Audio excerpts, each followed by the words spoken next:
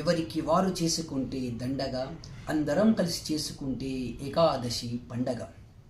విశ్వావసు నామ సంవత్సరం, దక్షిణాయనం, శరదృతువు, ఆశ్వయుజ మాసం, శుక్లపక్షం, శుక్రవారం.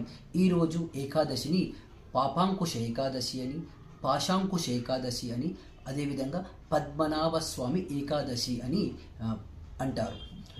పాపాంకుశ అంటే పాపం అంటే పాపాలను తొలగించడం అని అర్థం. అంకుశం అంటే ఏనుగును నియంత్రించడానికి ఉపయోగించే సాధనం అని అర్థం. విష్ణుమూర్తిని ఆరాధించడం ద్వారా పాపాలు తొలగుతాయని ఈ యొక్క ఏకాదశి యొక్క అర్థం. శ్రీ మహావిష్ణువు పాశము, అంకుశము ధరించి భక్తులను రక్షించే అత్యంత మహోత్తరమైన పర్వదినం ఏకాదశి పండగ.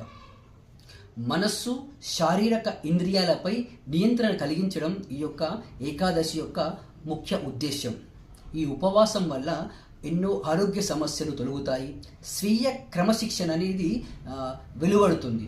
ఉప అంటే దగ్గరగా, వాసం అంటే ఉండడం. భగవంతుని యొక్క కీర్తనతో, నామ జపంతో, ఆధ్యాత్మిక శక్తితో భగవంతుడికి దగ్గరగా చేయడమే ఉపవాసం. 1000 అశ్వమేఘ యాగాలను చేసిన ఫలితం వస్తుంది. అదేవిధంగా 100 రాజసూయ యాగాలను చేసినటువంటి ఫలితం వస్తుంది.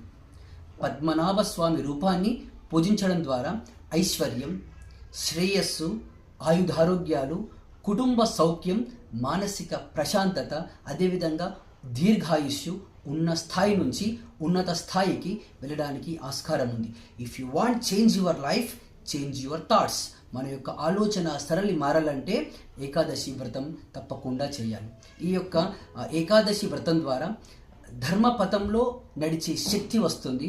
అదేవిధంగా జ్ఞానశక్తి, చిత్తశుద్ధి, ఆధ్యాత్మిక జ్ఞానశక్తి, విశ్వాసం, సహనశక్తి, సంపద, స్థిరత్వం, మోక్ష సాధన, సమయస్ఫూర్తి, ఆనందం, ఐశ్వర్యం లభిస్తాయి.